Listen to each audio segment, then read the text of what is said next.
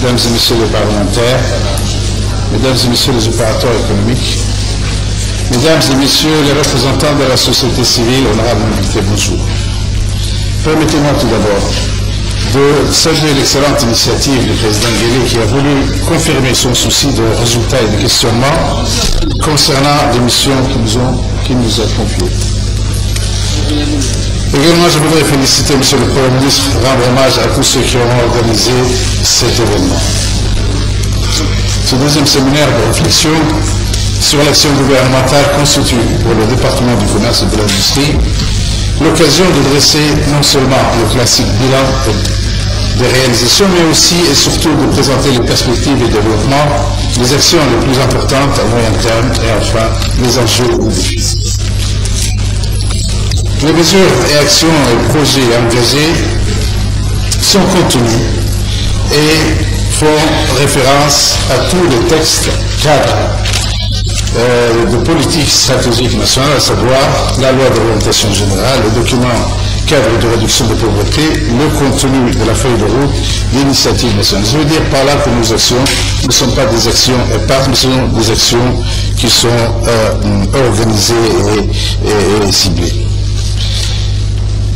Au titre du renforcement du développement, si on commence par le commerce, de renforcement et du développement de la politique commerciale et du secteur privé, je citerai la promotion du cadre juridique par le lancement du projet de code de commerce qui sera adopté à la fin de l'année, Inch'Allah, et la réactivation du centre d'arbitrage international par la Chambre de commerce.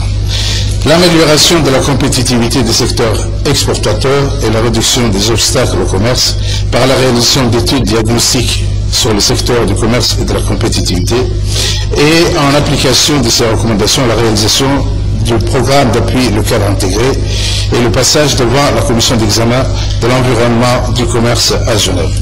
Le développement des avantages comparatifs du pays dans le cadre régional et la promotion de Djibouti comme centre de référence du commerce régional en consolidant les accords de concession du port autonome et en dotant le pays d'un nouveau complexe portuaire de Douaralé inauguré en février dernier.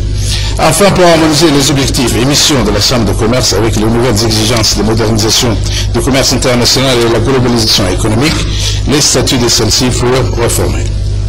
Au titre de l'intégration économique régionale, le COMESA. Depuis 1999, notre pays a repris sa place de choix au sein de l'ensemble économique, de cet ensemble économique le plus important de l'Afrique, à savoir le COMESA. La participation de la République Djibouti à un espace économique africain aussi important est l'objectif suprême de notre politique d'intégration économique régionale. Nos engagements au sein de diverses instances du COMESA traduisent notre choix souverain de nous lancer dans une intégration commerciale réfléchie.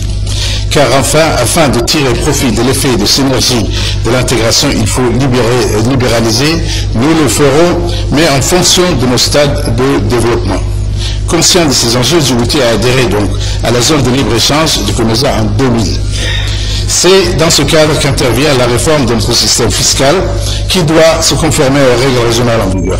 Le lancement de ce processus témoigne donc de notre engagement pour l'adhésion à l'union douanière du COMESA, mais auparavant nous réaliserons les étapes suivantes.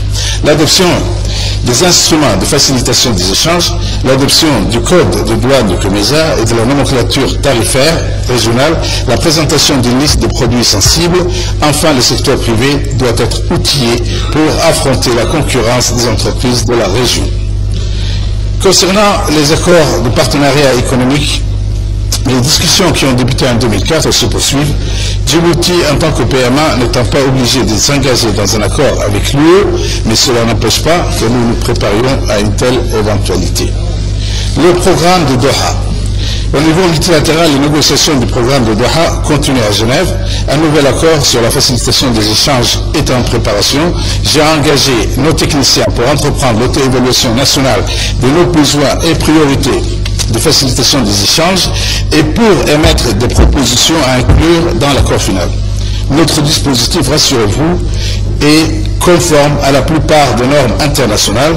Sur les 45 mesures, Monsieur le Président, Djibouti est en conformité totale ou partielle avec à hauteur de 82%, excusez-moi. Pour le reste, nous proposerons au gouvernement les projets des mesures et des solutions. Au titre de l'artisanat, Depuis la première année de l'indépendance nationale, des études ont été menées à Djibouti concernant ce secteur. Mais ces études-là n'ont pas abouti à la mise en application des recommandations.